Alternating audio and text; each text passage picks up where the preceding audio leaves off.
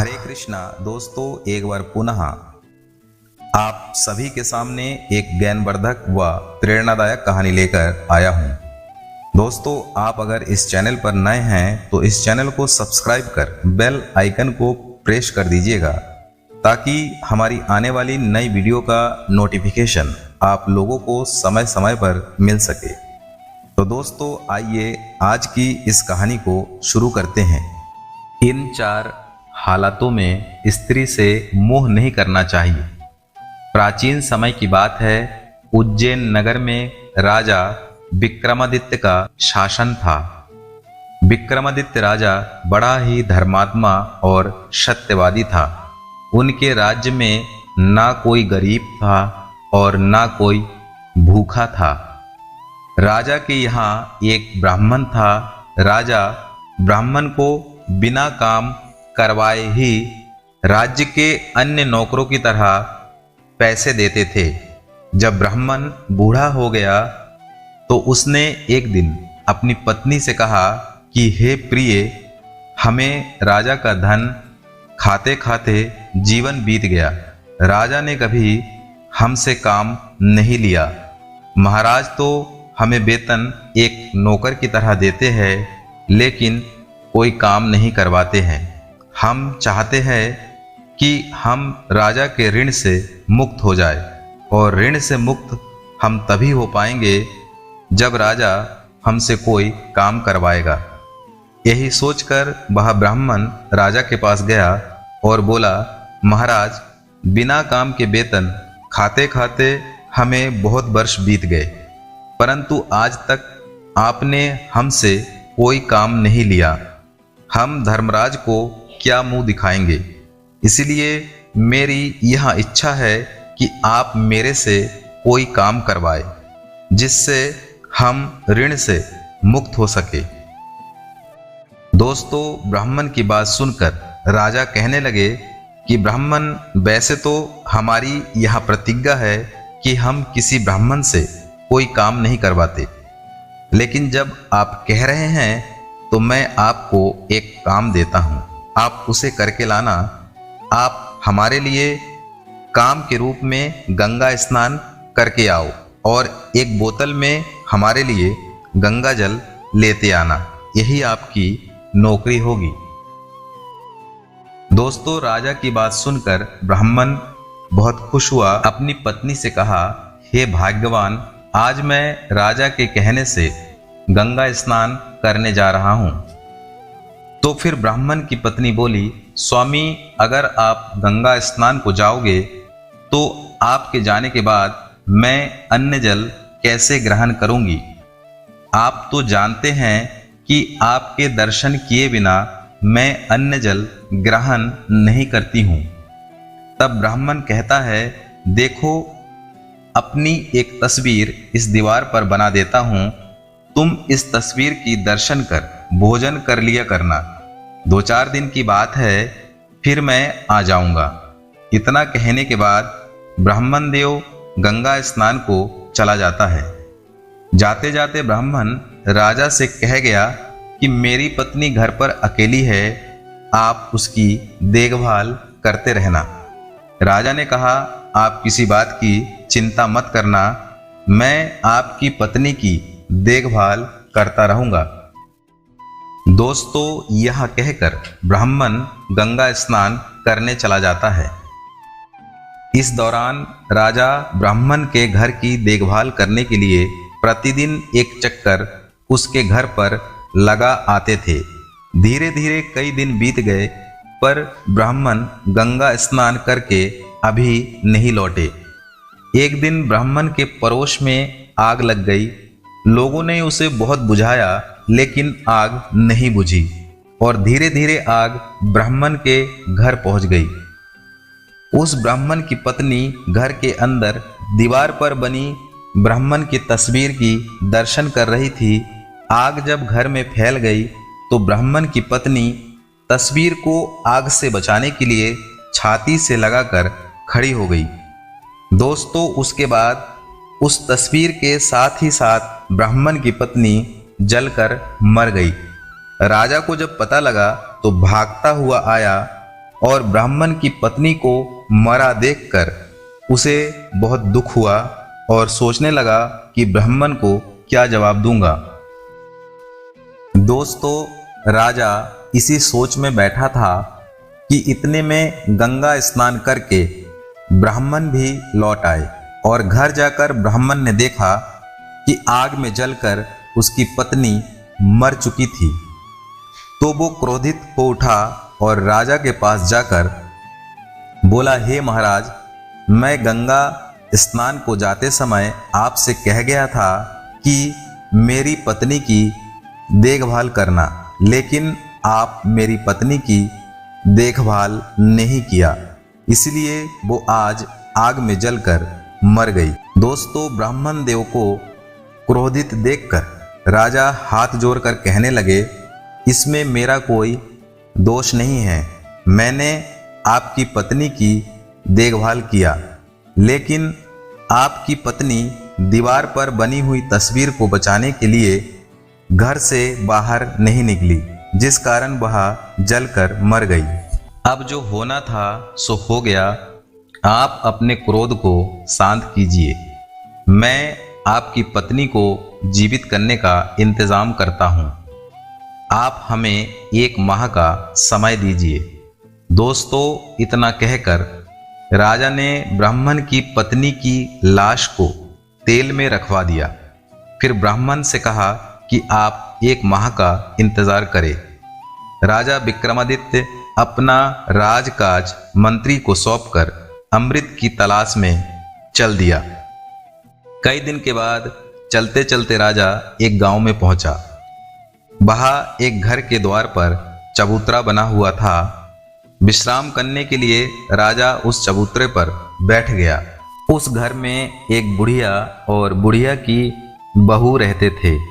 बुढ़िया का बेटा बहुत दिनों से काम करने के लिए अन्य राज्य में गया था, लेकिन जब से गया तब से वो घर लौटकर नहीं आया।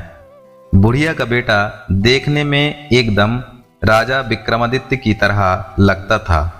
राजा को द्वार पर बैठा देख बुढ़िया की बहू उन्हें अपना पति समझ बैठी और उसने अपनी सास से कहा कि माँ जी, द्वार पर बैठा व्यक्ति ऐसा लगता है कि जैसे आपका बेटा हो। यह सुनकर बुढ़िया भी दौड़कर द्वार पर आई और राजा को ही अपना बेटा समझकर उससे लिपटकर रोने लगी। कहने लगी, बेटा, तू इतने दिन कहाँ रहा? तेरी याद करते करते मैं तो बूढ़ी हो गई और बहू भी दिन रात तेरे बारे में सोचकर उदास रहती है, और तूने आज तक हमारी खबर नहीं ली। उन सास और बहू की बातें सुनकर राजा सोच में पड़ गया कि मैं तो अमृत की तलाश में निकला था, पर यहाँ किस दुविधा में आ पड़ा। राजा ने उन्हें समझाया कि मैं तुम्हारा बेटा नहीं हूँ, तुम्हें भ्रम हो गया है, तुम्हारा बेटा कोई और है। तुम अपने बेटे के बारे में मुझे बताओ, मैं तुम्हारे बेटे को ढूंढ कर लाऊंगा। फिर बुढ़िया कहने लगी, मेरा बेटा 18 वर्ष की उम्र में शादी करने के बाद काम करने के लिए बाहर अन्य राज्य में चला गया। आज 20 वर्ष हो गया, उसकी कोई अता पता नहीं है। राजा कहने लगे कि तुम्हारा बेटा किस देश में रहता है, कुछ पता मालूम है? उसके बाद बुढ़िया ने कहा, महाराज, दक्षिण देश में एक कर्ण राजा सुना है, जो 1.25 मन सोना रोज गरीबों में दान करता है। उसी राजा के पास मेरा बेटा नौकरी करता है, उसका नाम दुर्जन है। दोस्तों, राजा विक्रमादित्य बुढ़िया और उसकी बहू को दिलासा देता है कि अब शीघ्र ही तुम्हारा बेटा तुम्हारे पास आ जाएगा, तुम चिंता न करो। उसके बाद राजा विक्रमादित्य वहां से चला जाता है। थोड़ा आगे जाकर अपने गुप्त वीरों को याद किया और उनकी सहायता से अति शीघ्र राजा कर्ण के राज्य में पहुंच गया। राजा के द्वारपालों से कहा कि वो दुर्जन नाम के एक व्यक्ति को बुला दे, जो राजा का सेवक है और मैं उनके गांव से आया हूं। मेरा नाम विक्रम है। दोस्तों, द्वारपालों ने जब यह खबर दुर्जन को दिया तो दुर्जन भागता हुआ तुरंत द्वार पर आया और विक्रम को अपने कमरे में ले गया और उनका आदर सत्कार किया। फिर विक्रम ने दुर्जन को बताया कि जब से तुम अपने घर से चले आए हो तब से तुमने अपने घर वालों को सूरत भी नहीं दिखाया। तुम्हारी माँ और पत्नी रो रो कर बुरा हाल है। तुम उन्हें जैसे भी हो एक बार जाकर मिल आओ। तब दुर्जन कहता है कि मित्र, क्या बताऊं, राजा साहब मुझे यहाँ से जाने नहीं देते। ना तो वो मुझे छुट्टी देते हैं और ना ही वो मुझे नौकरी छोड़ने देते हैं। मैं क्या करूं? फिर विक्रम कहने लगे, कोई बात नहीं, तुम राजा से कहना कि मैं घर जा रहा हूं और मेरे स्थान पर मेरा भाई काम करेगा। दोस्तों, दुर्जन वैसा ही किया। राजा को जाकर सारी बातें बताई कि गांव से मेरा भाई आया है, मेरी पत्नी और माँ की तबीयत खराब है, मेरे स्थान पर मेरा भाई आपके यहाँ काम करेगा। 1 माह के बाद मैं वापस आ जाऊंगा। राजा ने उसकी मांग को स्वीकार कर ली और उसे घर जाने की आज्ञा दे दी। दुर्जन के जगह विक्रम काम करने लगा। दोस्तों, दुनिया में अच्छे लोगों की कमी नहीं है जो दूसरे का दुख दूर करने के लिए अपनी जान की बाजी लगा देते हैं।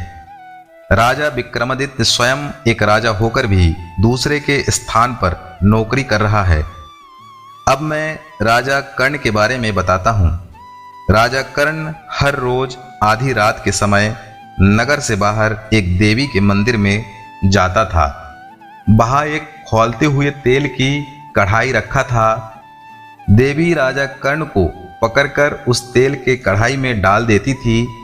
कर्ण जब उसमें तल जाता था तो उसे निकालकर खा जाती थी और उसके बाद उसकी हड्डियों को इकट्ठा करके उन पर अमृत छिड़क कर उसे जीवित कर देती थी और उसके बाद देवी राजा को 1.25 मन सोना देकर उसे वापस भेज देती थी। दोस्तों, राजा अगले दिन वही 1.25 मन सोना गरीबों में दान कर देता था। एक दिन विक्रम ने सोचा कि राजा इतना सोना कहाँ से लाता है, इसका पता लगाना चाहिए। तो जब आधी रात के बाद राजा कर्ण देवी के मंदिर में गए तो पीछे पीछे विक्रम भी साथ में चला गया और छिपकर सारी घटना देखता रहा और सोचने लगा कि इतना कष्ट उठाकर राजा सोना प्राप्त करता है और उसी सोना को गरीब में दान कर देता है। क्यों ना इस राजा का कष्ट हमेशा हमेशा के लिए दूर कर देना चाहिए। यही सोचकर विक्रम ने अगले दिन एक व्यक्ति से कुछ मेवाए, इत्र, सुगंधित वस्तुएं और स्वादिष्ट मसाले मंगवाए। फिर उसने उन मसालों और मेवाओं को अपने बदन को चीरकर उसे भर लिया। जब आधी रात का समय हुआ तो राजा ने अपनी गुप्त वीरों को बुलाकर राजा कर्ण को मूर्छित करवा दिया और उसकी जगह देवी के मंदिर में वह स्वयं चला गया। रोज की तरह देवी ने उसी तरह पकड़कर उसे भी खौलते तेल की कढ़ाई में डाल दिया। जब राजा तल गया तो देवी ने उसे निकालकर उसे खाना शुरू कर दिया। देवी को खाने में स्वादिष्ट मांस लग रहा था। उसे पूरा खाने के बाद देवी ने उनकी हड्डियों को इकट्ठा की और उन पर अमृत छिड़क कर उसे पुनः जीवित कर दिया। उसके बाद देवी ने राजा से कहा, अरे राजा, आज तो तुमने मुझे बहुत प्रसन्न कर दिया। तुम मुझसे जो चाहो मांग लो। दोस्तों, तब राजा विक्रमादित्य ने देवी से 3 वर मांगे। पहला वर अमृत का कलश मांग लिया, दूसरा वर सोना बनाने वाला यंत्र और तीसरे वर में कहता है कि इस तेल की कढ़ाई को उलटकर चली जाओ और आज के बाद किसी मनुष्य की मांस मत खाना। इसी प्रकार देवी राजा विक्रमादित्य को अमृत का कलश और सोना बनाने वाला यंत्र देकर चली गई। फिर राजा विक्रमादित्य राजा कर्ण के पास लौट गया। उसके ऊपर से अपने गुप्त वीरों का पहरा हटाया। रात के 3 बज चुके थे। जब राजा कर्ण की आंखें खुली तो वो एकदम से उठकर देवी के मंदिर की ओर भागने लगे। वहां जाकर देखा तो वहां कुछ भी नहीं था। केवल कढ़ाई उल्टी पड़ी थी। सोचने लगा, आज मैं सोना कहाँ से दान करूँगा। आज मेरी बहुत बड़ी बदनामी होगी। लोग कहेंगे कि राजा के पास धन नहीं है। इसी चिंता में राजा कर्ण लौट कर आकर अपने पलंग पर लेट गए। सुबह जब हुई तो राजा के द्वार पर गरीबों की भीड़ जमा हो गई। अब राजा बड़ी सोच में था कि कहाँ से इन्हें सोना दूं, जबकि सोना तो मिला ही नहीं। राजा विक्रमादित्य राजा कर्ण की चिंता को समझ गया था। उसने राजा कर्ण से पूछा कि आप आज इतने उदास क्यों हो। तब राजा कर्ण ने विक्रम को पूरी बात बताई कि मेरे पास सोना ही नहीं है तो दान किसका करूं। आज तक मेरे द्वार से कोई निराश नहीं गया। तब विक्रम ने कहा कि आप चिंता न करें, लो यहाँ सोना बनाने वाला यंत्र है, इससे 1.25 मन सोना निकालकर आप दान कर दो। यहाँ वही यंत्र है जिससे देवी आपको 1.25 मन सोना रोज दिया करती थी। तो वो यंत्र विक्रम के हाथ में देखकर राजा आश्चर्यचकित हो गया। देवी का यह यंत्र तुम्हारे हाथ कैसे आया? तब विक्रम ने पूरी कहानी सुनाई कि मैंने इस प्रकार देवी से उसका यंत्र मांग लिया और साथ में अमृत का कलश भी। राजा कर्ण बड़े हैरानी में थे कि जो काम आज तक मैं न कर सका वो हमारे एक तुच्छ नौकर ने कर दिया। राजा कर्ण को कुछ संदेह हुआ कि ये काम कोई साधारण मनुष्य नहीं कर सकता। तब कहने लगा कि सच सच बताओ कि तुम कौन हो। तब विक्रम ने अपना असली परिचय दिया कि मैं उज्जैन का राजा विक्रमादित्य हूँ और एक ब्राह्मण की पत्नी को जीवित करने के लिए अमृत की तलाश में आया हूँ। आपका नौकर बनकर दोनों काम हो गया, आपको सोना मिल गया और मुझे अमृत। दोस्तों, विक्रमादित्य का नाम सुनकर राजा कर्ण राजा विक्रमादित्य के पैरों में गिर पड़े और क्षमा मांगने लगे और उसे बार बार धन्यवाद दिया कि आपने सदा सदा के लिए मेरे कष्ट को दूर कर दिया। आपका जैसा नाम सुना था आप वैसे ही हैं। दोस्तों, इस प्रकार विदा लेकर राजा विक्रमादित्य वहां से चला आया और ब्राह्मण की पत्नी के शव पर अमृत छिड़क कर फिर से जीवित कर दिया। अब तो ब्राह्मण की पत्नी पहले से अधिक सुंदर और जवान हो गई। सुंदर और जवान स्त्री को पाकर ब्राह्मण देव बड़े प्रसन्न हुए। कुछ दिन तो वो दोनों हंसी खुशी से रहते रहे, लेकिन धीरे धीरे ब्राह्मण देव की स्त्री ब्राह्मण से घृणा करने लगी और पर पुरुष की कामना करने लगी। दोस्तों, एक बात बता दूं, पति से प्रेम करने वाला पतिव्रता स्त्री वो पहले वाली स्त्री थी जो आग में जलकर मर गई थी। जीवित होने के बाद जब वो जवान हो गई तो उसके भाव विचार पतिव्रता वाले नहीं रहे। पर ब्राह्मण देव को तो यही लगता था कि ये उनकी पहले वाली ही स्त्री है। ये उनकी भूल थी। उनकी जवान स्त्री ने पड़ोस में रहने वाले एक युवक से प्रेम करने लगी। एक दिन ब्राह्मण की पत्नी अपने प्रेमी के साथ घर में ही थी। इस बीच ब्राह्मण देव घर में पहुंच गए। अपनी पत्नी को दूसरे पुरुष के साथ देखकर बूढ़े ब्राह्मण ने अपनी पत्नी को पीटा, परंतु उसके स्वभाव में बदलाव नहीं आया। और बदलाव आता भी कैसे? ब्राह्मण तो बूढ़ा था पर उनकी स्त्री जवान थी। एक दिन वो स्त्री अपने पति को भोजन में विष देकर अपने प्रेमी के साथ भागकर दूसरे शहर चली गई। इधर ब्राह्मण देव की मृत्यु की खबर पाकर राजा विक्रमादित्य अमृत का कलश लेकर आए और उन्हें पुनः जीवित कर दिया और उन्हें समझाया कि हे ब्राह्मण देव, जो अवस्था आपकी भजन करने की है उसे आपने स्त्री मोह में लगा दिया। हर काम की एक निश्चित समय सीमा होती है, उस आयु तक ही सब काम अच्छे लगते हैं। जवान स्त्री को पाकर आपको तो खुशी हुई होगी, लेकिन आपको पाकर उस जवान स्त्री को बिल्कुल भी प्रसन्नता नहीं हुई होगी। दोस्तों, विवाह, संबंध, मित्रता सदैव बराबर बालों में ही शोभा देते हैं। हो सकता है विधाता ने आपको धर्म के मार्ग में चलने के लिए ऐसा किया हो, आपको भगवत भक्ति में जोड़ने के लिए ऐसा किया हो। आपकी तरह राजा भर्तरी की स्त्री भी पतिव्रता थी। जब मरने के बाद गुरु गोरखनाथ ने उसे फिर से जीवित किया था तो वो भी बदचलन हो गई। ये राजा भर्तरी को होश में लाने के लिए ही गुरु गोरखनाथ ने ये माया रची थी। उसी माया के आप भी वश में हो गए हो। भोगों से कभी किसी का मन नहीं भरा है। जितना आप भोगों में लिप्त होंगे, भोगों की अग्नि उतनी ही प्रज्वलित होती चली जाएगी और एक दिन ये भोग आपको ही समाप्त कर डालेगी। इन 4 हालतों में स्त्री में मोह नहीं लगानी चाहिए। पहली, जब स्त्री बदचलन हो जाए और आपका अपमान करने लगे। दूसरी, जब स्वयं के ऊपर बुढ़ापा आ जाए और जर्जर अवस्था में पहुंच गए हो, उस समय स्त्री से मोह नहीं रखनी चाहिए। तीसरी, जब स्त्री मर्यादा को लांघकर धर्म का उल्लंघन करने लगे, तब स्त्री से मोह नहीं करना चाहिए। चौथी, जब स्त्री बेमेल हो, वो आपसे पद में, कुल में, धर्म में, आयु में अधिक हो, जिसे देखकर आप सिर्फ ललचा सकते हैं, वो आपको प्राप्त नहीं हो सकती, ऐसे स्त्री से मोह नहीं रखनी चाहिए। इस प्रकार ब्राह्मण राजा विक्रमादित्य की बात मानकर शेष जीवन भगवत भजन में लीन करने के लिए ब्राह्मण देव जंगल की ओर चले गए। दोस्तों, यह कहानी आपको कैसी लगी कमेंट बॉक्स में बताना, और आप अगर इस चैनल पर नए हैं तो इस चैनल को सब्सक्राइब कर बेल आइकन को प्रेस कर दीजिएगा ताकि हमारी आने वाली नई वीडियो का नोटिफिकेशन आप लोगों को समय समय पर मिल सके। जय श्री कृष्णा।